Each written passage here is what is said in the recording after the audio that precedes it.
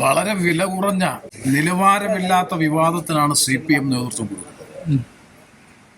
എല്ലാ പാർലമെന്റ് തെരഞ്ഞെടുപ്പ് അടുക്കുമ്പോഴും സമാന സ്വഭാവത്തിലുള്ള ആക്ഷേപങ്ങൾ, ആരോപണങ്ങൾ വിവാദ രൂപത്തിൽ CPM ഉയർത്തിക്കൊണ്ടുവരാറുണ്ട്. പ്രധാനമന്ത്രിയുടെ ഓഫീസിലെത്തണം, പ്രധാനമന്ത്രി കാണാൻ ആഗ്രഹിക്കുന്നു എന്നൊരു സന്ദേശം ലഭിക്കുമ്പോൾ CPMന്റെ പ്രതിനിധിയാണെങ്കിൽ പോവില്ലേ?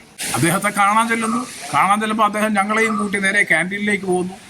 ക്യാൻറ്റീനിൽ വന്ന് ആദ്യമായിട്ടാണ് ഞാൻ ഭക്ഷണം കഴിക്കുന്നത്, ഇന്ന് ഇവിടെ നിന്നാകാം ലഞ്ചെന്ന് വിചാരിച്ചു, നിങ്ങളെയും കൂട്ടാമെന്ന് വിചാരിച്ചു എന്ന് പറയുമ്പോൾ ഇല്ല, ഞാൻ അങ്ങയുടെ അദ്ദേഹം രാഷ്ട്രീയം പറഞ്ഞാൽ തീർച്ചയായിട്ടും ആ കാര്യത്തിൽ വിയോജിക്കും, വേണ്ടി വന്നാൽ ബഹിഷ്കരിക്കുകയും ചെയ്യും. 5:30 മണിക്കാണ് കേന്ദ്ര ഗവൺമെന്റ്, നരേന്ദ്രമോദി ഗവൺമെന്റിന്റെ ധവളപത്രം പാർലമെന്റിൽ അവതരിപ്പിച്ചതിന്മേലുള്ള ചർച്ച.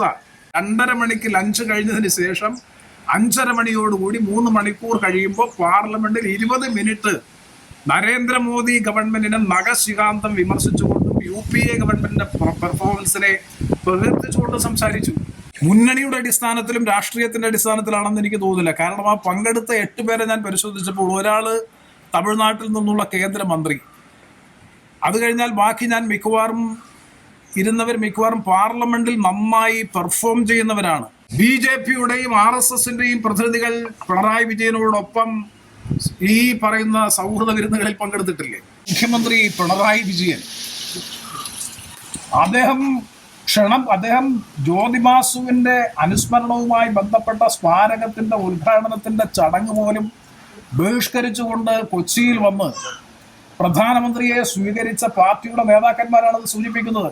2019 പാർലമെന്റ് തെരഞ്ഞെടുപ്പിൽ CPM മുന്നോട്ട് വെച്ച പ്രധാനപ്പെട്ട വിഷയം, ഞാൻ വോട്ട് ചെയ്ത് അല്ലെങ്കിൽ ലഭിച്ച് വിജയിച്ചു കഴിഞ്ഞാൽ BJPയിൽ ചേരും, കൊല്ലം ലോക്സഭാ മണ്ഡലത്തിൽ ന്യൂനപക്ഷ സമൂഹത്തിൽ ഭിന്നിപ്പുണ്ടാക്കി, ആശയക്കുഴപ്പമുണ്ടാക്കി, രാഷ്ട്രീയമായ മുതലെടുപ്പ് നടത്തുക എന്ന വളരെ ഹീനമായ, വില കുറഞ്ഞ, നിലവാരമില്ലാത്ത ഒരു വിവാദത്തിനാണ് CPM നേതൃത്വം കൊടുക്കുന്നത്.